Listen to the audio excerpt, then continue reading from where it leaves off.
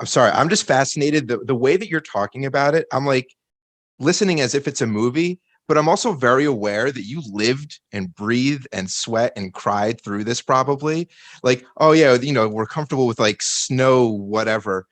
How hard, like, how much of it are we not really understanding? Like just trekking through Colorado in the snow, and it just people dropped off because of how difficult it was, but you were three people who knew what they were doing and you made it through. I mean, is there just like an anecdote or a story of how hard it really was?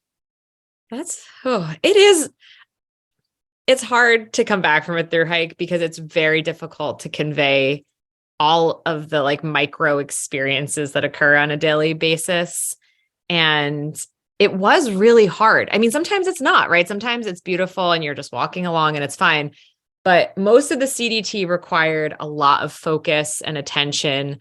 And there were a few days in early Colorado in the San Juan Mountains where I encountered snow, and you're at like 11,000, 12,000 feet. So you're up there.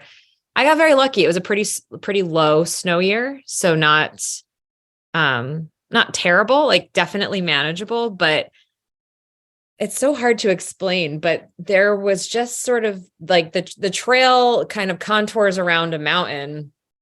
And like in this one day, I'm like being nearly blown off the mountain at 70-mile-per-hour winds.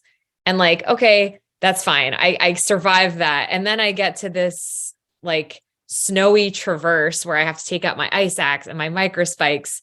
And I'm just taking the most careful steps one after another. And this was like the first time I was back in snow since the Sierra on the PCT. So I was just very focused. I shed a few tears. I had a really good friend with me. So he was like, you got this, you're going to be fine.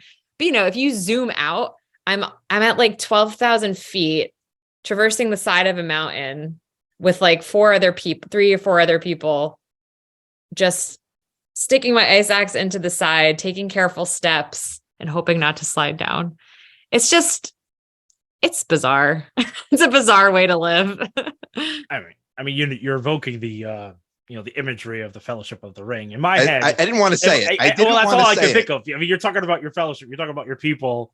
You even said it. You're putting your ice axe into the ground, and so I was like, I'm imagining Maxine with a big spear. You're wearing a non-orange wizard hat. The wind is blowing in your face. Someone's yelling, "We have to go back. We have to turn back." Another person's like, "We could go through the mountain, but of course the dwarves they delve too deep. Stop, is that what you are? We simpatico? Are we in line? You got exactly it. Okay. I think that's definitely it. For anyone that needs the imagery in their head, that's it. That's way better than I could have done. That's so much closer to reality.